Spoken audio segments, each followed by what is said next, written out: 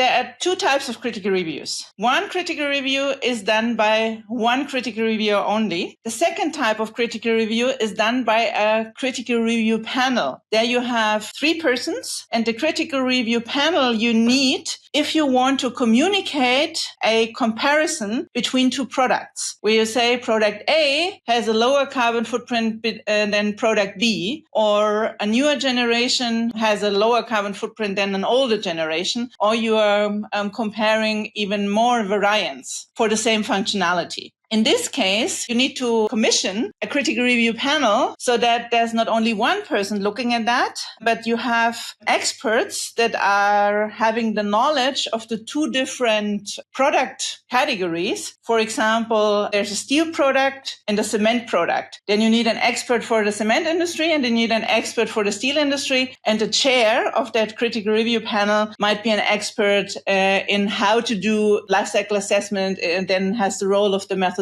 expert. So the critical review panel is a special version of doing a critical review. And when companies are commissioning critical reviews, and that's also true for verification, it's very important that is totally independent. So it needs to be third party, which means those that have been doing that study are not the same and have not been involved at all in those doing the critical review. So that the principle of being fully independent and impartial is very crucial, so that you can really challenge this result because you have not been part of creating the result. So critical review panels you have when you want to ensure the highest rigor and ensure that you do a comparative claim really based on the highest trustworthiness that is possible. Now, critical review looks at the consistency of a result generated and